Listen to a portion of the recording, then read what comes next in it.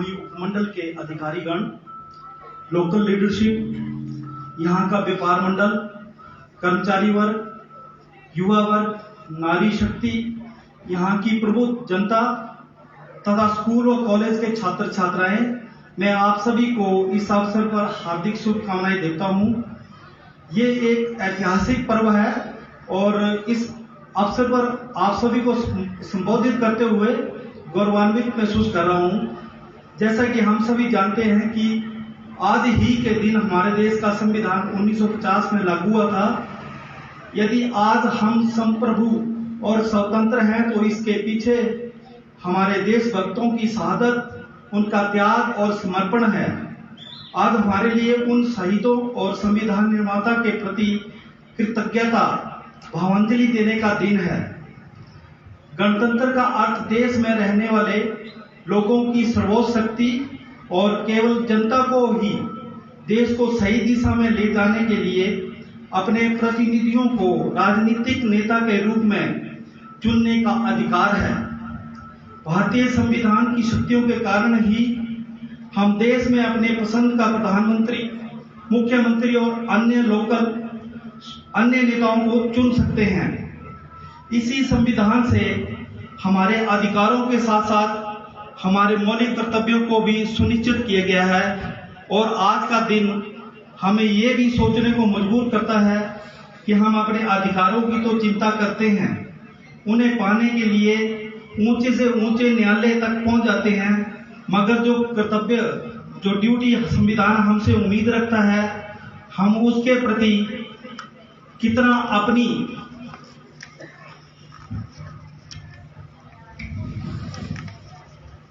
रोजमर्रा की जिंदगी में ध्यान देते हैं।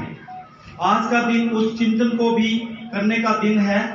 जैसे हम इस देश में ऊर्जा की बचत के लिए प्रतिदिन क्या कर रहे हैं, पर्यावरण की रक्षा के लिए हमें क्या कर रहे हैं, पानी की बचत के लिए हम क्या कर रहे हैं, ट्रैफिक नियमों के पालन के प्रति हम कितना सजग रहते हैं, अपनी इस सलोनी को साफ सुथरा और सुंदर बनाए रखने के लिए कितना सहयोग दे रहे हैं।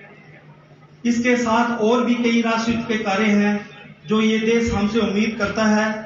यदि हम अपने व्यवहार में थोड़ा थोड़ा परिवर्तन लाने की चेष्टा करें और संविधान द्वारा दिए गए कर्तव्यों के निर्वहन पर भी उतना ही कार्य करें जितना हम अपने अधिकारों के प्रति बात करते हैं, तभी हम सच्चे अर्थों में इस गणतंत्र को स्थापित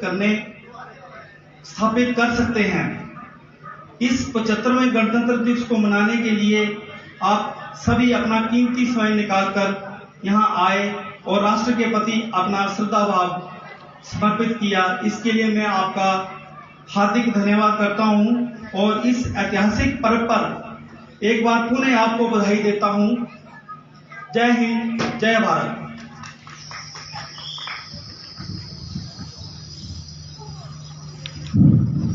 धन्यवाद सर।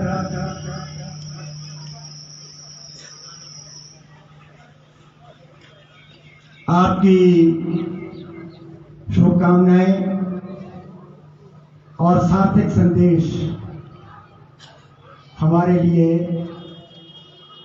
वरदान साबित होगा। हमारे आज के मुख्य अतिथि ने संक्षिप्त शब्दों में ही सब कुछ हमें बता दिया। अधिकारों के साथ कर्तव्यों के बारे में भी बता दिया। अधिकार की मांग ये हमारा राइट है, लेकिन उसके साथ हमारे कुछ कर्तव्य भी होते हैं। मुझे हर वर्ष मुख्य अतिथि महोदय जी के विभाग से, इस मंच से कुछ बोलने का अवसर मिलता है। मैं इनका सदैव आभारी रहूंगा और मैं हर वर्ष यही कहता हूं कि जब तक हम कर्तव्य को सच्चे हृदय से अदा नहीं करेंगे, तब तक ना तो हम व्यक्तिगत विकास कर पाएंगे, ना ही राष्ट्र का विकास कर पाएंगे। राष्ट्र का विकास, व्यक्तिगत विकास हमारे कर्तव्य प्रणाली के ऊपर निर्भर करता है। आज सभी का ये कर्तव्य था कि हमारा ये पांडाल खाली न होता। हमारे मुख्य अतिथि महोदय के सार्थक संदेश को सुनते और उसको